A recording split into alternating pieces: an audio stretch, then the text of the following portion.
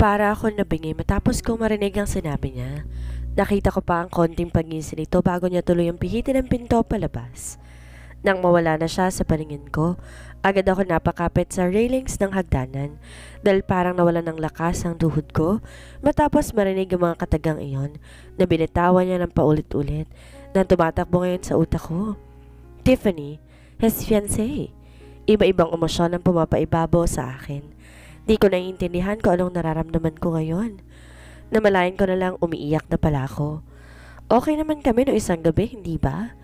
Ang hina ko sa parte na umasa ko sa mga pinapakita niya sa akin. Kahit konti lang ang mga salitang binibitawan niya. Lahat may kahulugan na yun. Tanging hikbi ko na lang ang naririnig sa buong bahay.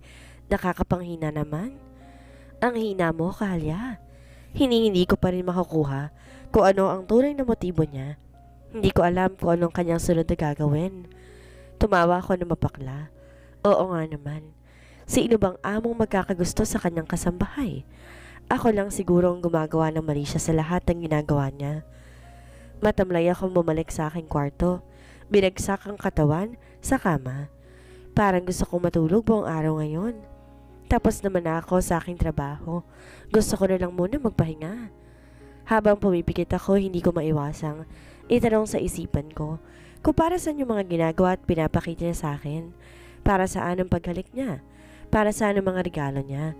Para saan tong kwintas na kanyang binigay sa akin? Para saan ang pag-aaya niyang kumain kami sa labas? Para saan yung mga pinapakita niya kung malapit ka na palang ikasal, Sir Zane? Bakit ganon? Ang sakit ng ginawa niya. Maya-maya, nakatulog na rin ako pagod. Nagising ako doon sa lakas ng tunog ng alarm ko.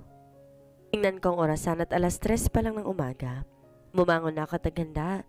Day off ko ulit ngayon kaya plano kong lumabas na lang muna para kalimutan sandali ang mga nangyari kahapon. Nagsuot ako ng fitted turtleneck top at high-waisted jeans.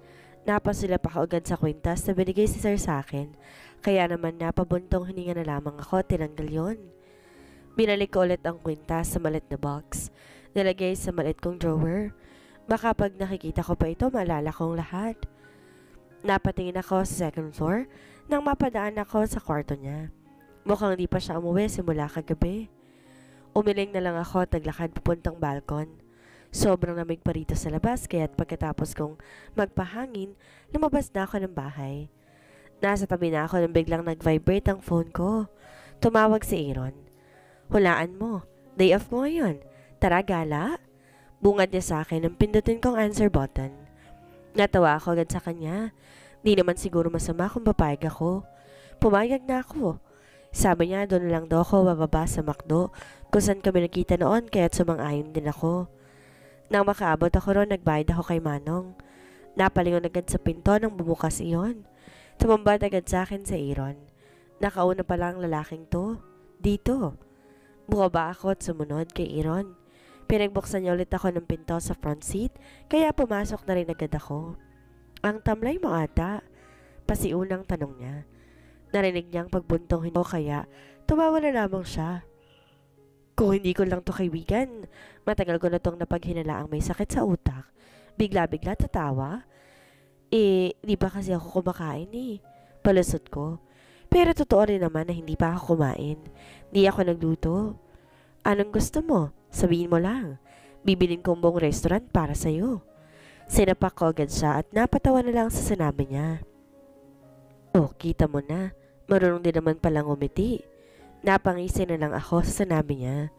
Ngumiti ka lang, wag kang bumusangot. Pangit tingnan eh. Naismid na lang ako sa sinabi niya. Nag-drive-thru muna kami at nag-order. Saan pala tayo? Sa farm ni Lolo. Napangiti ako sa sinabi niya. Mukhang maganda ron. Perpektong lugar doon para magpahangin. Namiss ko na rin ang probinsya. Magandang lugar para kumalimot. Mahaba ang biyahe namin. Mabutit maraming in-order si Aaron kaya kuha lang ako ng kuha.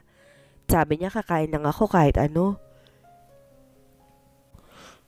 Hindi ko na lang tinanggihan.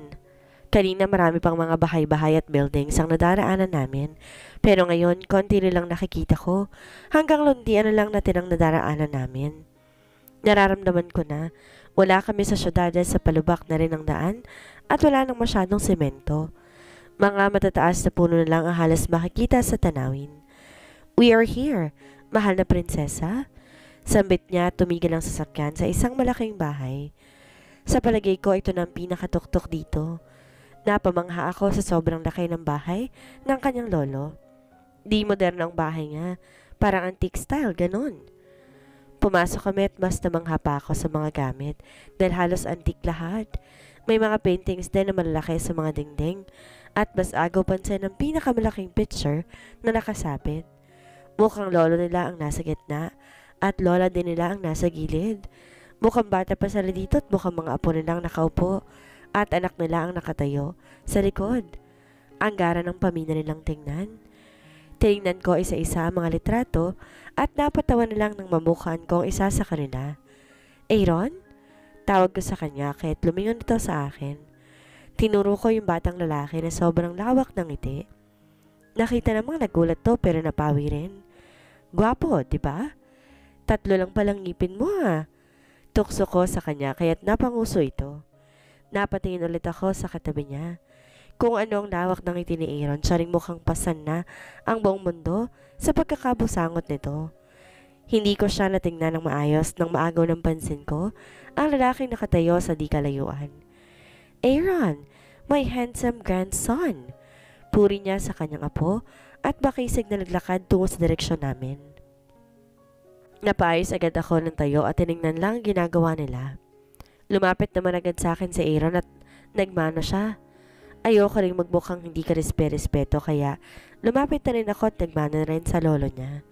Unang kita ko pa lang, hindi ko akalain. Siya pala ang lolo ni Aaron. Mukhang nasa 55 plus pa ito. Nakasuot ng sombrero at eyeglasses. "Magandang araw po." Bati ko sa kanya at tumawa naman ito. Alam ko na ako sa nagmana sa Aaron. Sino tong magandang dilag na dinala ng apo ko ngayon? Napalunok naman agad ako sa paburing ng kanyang lolo. "Si Kalia Polo, kaibigan ko." Pakilala niya sa lolo niya. "Galing ba kayo sa farm? Ang pawis mo na lo, umaga pa lang ha. Baka magkasakit ka niyan." Tumawa naman ang lolo niya. "Huwag kang mag-alala, look at me. Maskulado pa rin. Ayoko rin namang magtambay lang buong araw dito sa bahay. Baka magkakasakit talaga ako kapag ganun." Paliwanag ng lolo niya. Bakas naman sa mukha ni Aaron na nag-aalala to pero wala siyang magagawa. Tara, kumain muna kayo. Mabuti nakapunta kayo dito ng maaga. Nakanda na rin ang mga pagkain." Ginigyan niya kami patungo ata sa kusina nila. Umupo na kami sa dining table. Halos mapanganga ako sa sobrang dami ng pagkain. Dumating na ang 3 kasambahay at lumapag na ang pagkain sa hapag. Hindi ko alam kung almusal pa ba ito o panghapunan na. Tahimik lang ako habang nagsiserve sila kasi hindi ako komportable na makasama ang lolo niya at siniserve din nila, pati ako nakasambahay din nila man. Tinignan ko isa-isa ang nasa mesa. May avocado toast, waffles, toasted bread, jams, cereals, egg, bacons at marami pa. Di ko na maisa-isa lahat. As in, sobrang dami. "Kumain na kayong dalawa." Yaya ng lolo niya. Nagkatingin na naman agad kami ni Aaron. Kasi ang totoo, busog na kaming pareho. Ang dami niyang in-order kanina.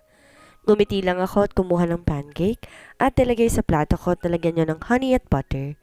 Ganon din sa Aaron. Nang mapansin niyang kumuha ako ay kumuha na rin siya. Maya-maya, lumapit ang isang maid sa amin at naglapag ulit ng 2 bato.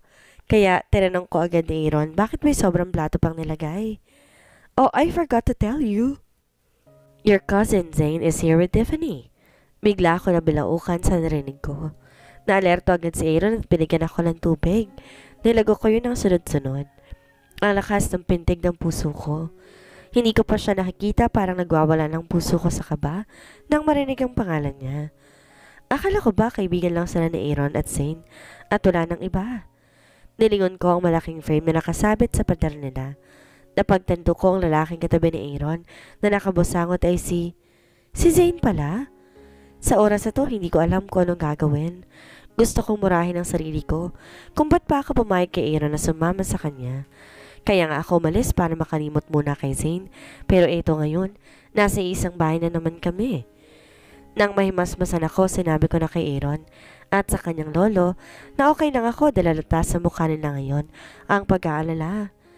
Tumawa rin ako para magpakitang okay lang talaga. Napatawa na lang din agad si Aaron dahil base sa titig niya sa akin, mukhang alam niya kung bakit ako binabilaukan kanina. Narinig ko na mga papalapit na yabag nila at ang matanis na tinig ng babae na sa palagay ko ay si Tiffany yon. Zane, my handsome grandson. It's so good na nandito ang dalawa kong paboritong apo.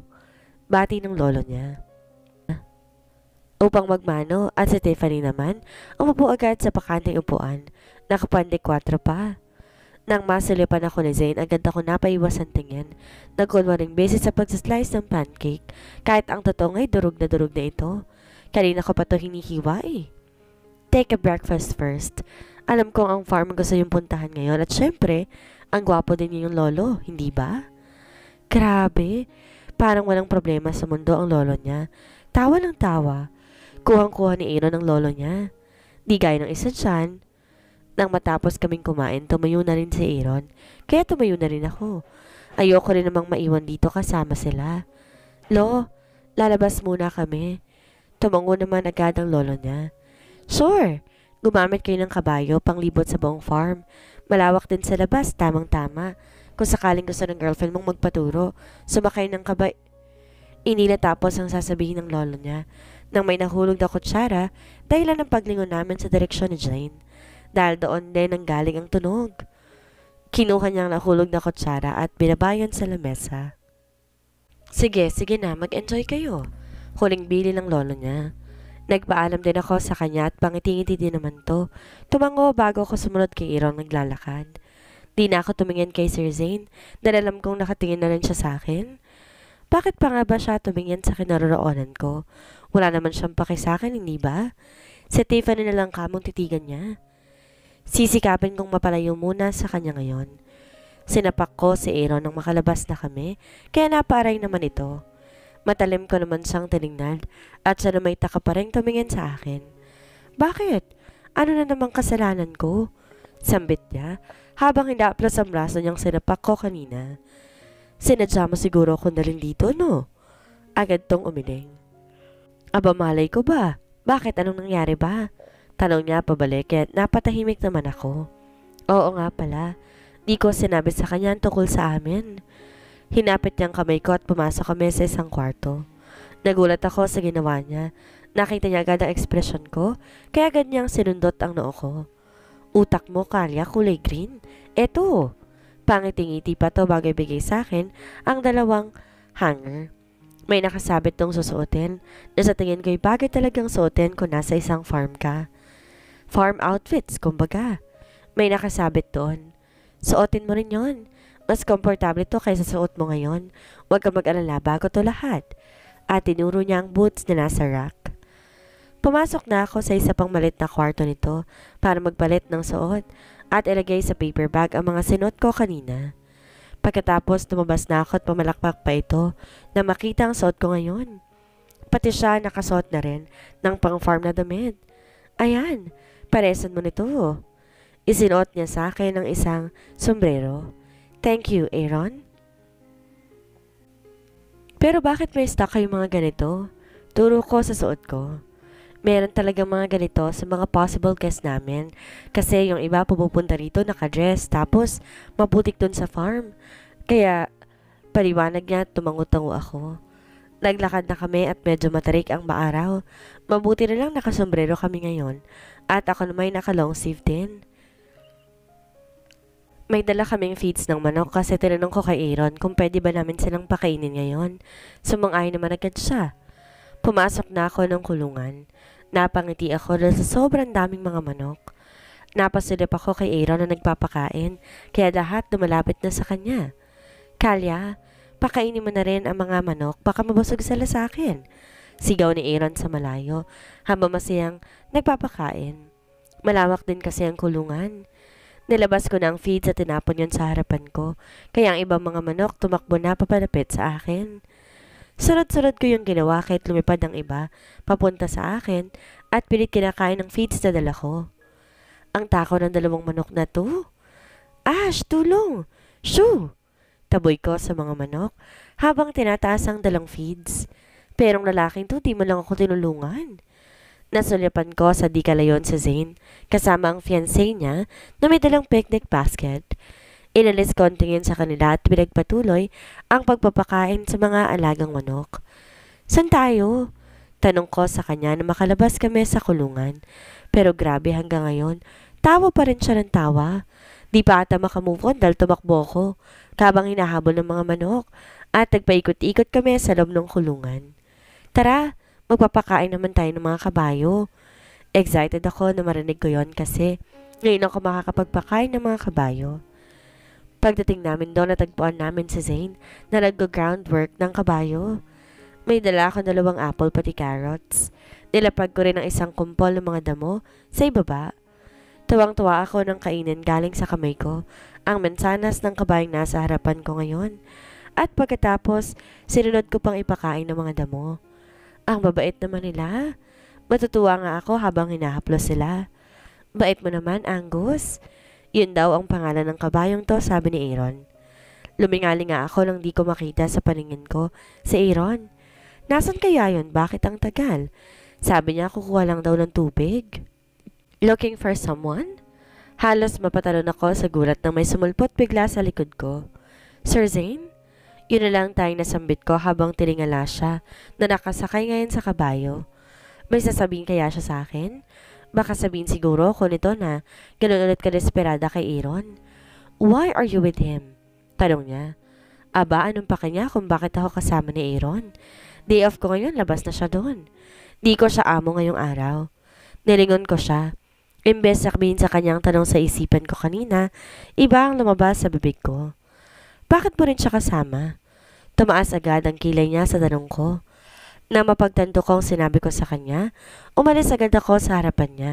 Bago pa man ako makalayo, hinarangan ako ng kabayo sa harapan ko habang nakasakay siya sa likod ko.